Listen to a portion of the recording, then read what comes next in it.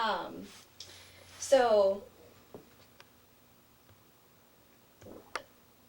Speaking of wars, Well, speaking of just foreign policy, like one of the things that really hits close to me would be the UN and how we relate to the UN. The main problem we have with that is that we don't do enough, and we actually are in quite a large amount of debt to the UN on amounts of money that we were supposed to have supported them with, but we haven't. and the main problem with that is we haven't given them this money that was pledged to them, and they can't do anything about it. And America is not going to do anything about it because the UN is set up in a system almost like the Articles of Confederation, where the countries are the states in the UN. And the countries are in a voluntary world government, which makes it hard for the UN, a weak collaboration of these voluntary states, to have any control over them. The UN has an army, it has money, but it's not have any enforcing power to collect or enforce any rules that it makes. Now, debt is obviously such a big part of our world now. Like, the financial crisis really brought it up to us. But for the UN, there's still so much they can do, even without the money that so many countries have pledged to give them. As a body, it is definitely worthwhile to support the UN. 60 to 70% of Americans do support the UN as a governing body. However, much of the rest of the world and much of that 40 to 30% of Americans, they're just not ready to give up that sovereignty or their own decisions in their government to a governing body, especially with the perceived notions in America that we are a superpower and that we don't need to react to those.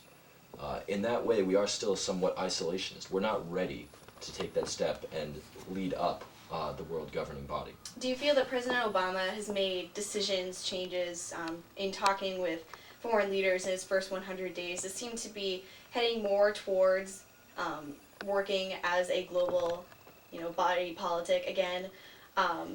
Working more closely with the UN, or how do we appear to be moving in a direction with the UN in years to come? Obama has been put in almost non-isolationist government right now, but as talking to foreign leaders, George W. Bush was really not doing what he should have and not making any buddies in foreign countries. And Obama has been sending out Clinton and Joe Biden, and they've been going around and trying to not exactly create new policies and create new regimes for countries, but have just been getting the relationship back. And I think that's going to strengthen the UN in the end, because America is looked at as a superpower, and maybe countries wouldn't want to be governed by a UN that was led by a country that they were not in favor of. I would definitely agree. However, I would definitely disagree in saying that certain parts of Obama's strategy definitely don't support the UN. They would definitely rather support his own personal brand of foreign policy, in that he likes his own people, like Joe Biden, like Hillary Clinton, people he knows that are going to represent his views and are going to appear to be of note to these countries, to go to them and basically give Obama's point of view. Now, with the UN, I don't think that would really support that.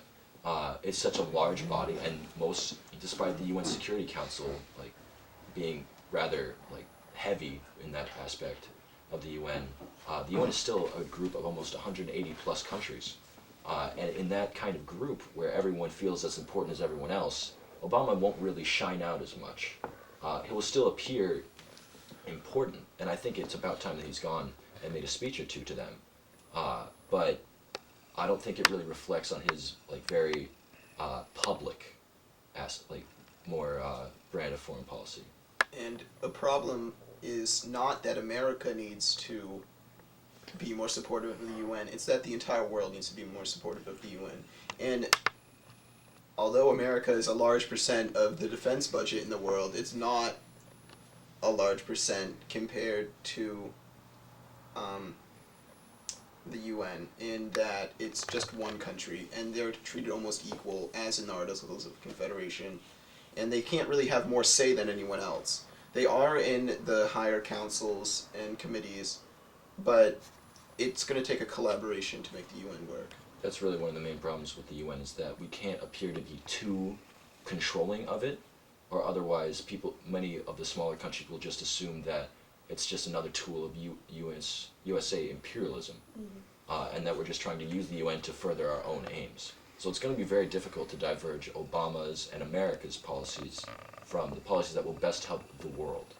Well, I guess we'll see what's going to happen. But can I have final thoughts, maybe from both of you, about U.S. foreign policy as a whole and maybe where Barack Obama appears to be leading us or how he's done so far? Thoughts? I'll take it if you want. Really the main thing that Barack Obama needs to do in the next few years is continue solidifying and re-solidifying our relationship with other nations as he has been doing. That's definitely one of his best moves.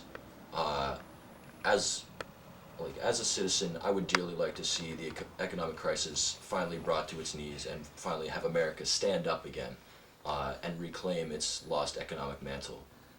Foreign policy-wise, definitely the situation in Iraq needs to be stabilized more than it already is.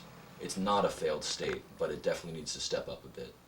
And yeah, that's definitely where we go with it. Josh? Yeah, and I would say that foreign policy really needs to be focused on now, because although there may be different opinions on maybe going back to isolationism, realistically you have to look at it and realize that since Pearl Harbor, there's no way we can go back to that.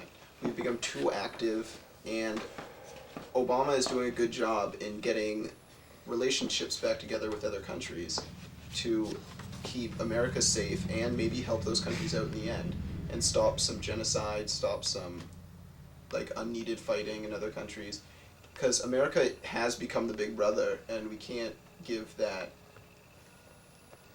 role. We can't go back, you're saying. Yeah. Alright. Well, thank you for being here, and that's going to wrap it up for us for another edition of Sit Down America, and we'll see you tomorrow night when we talk about the impending doom of swine flu. The terror flu. Thanks for being here.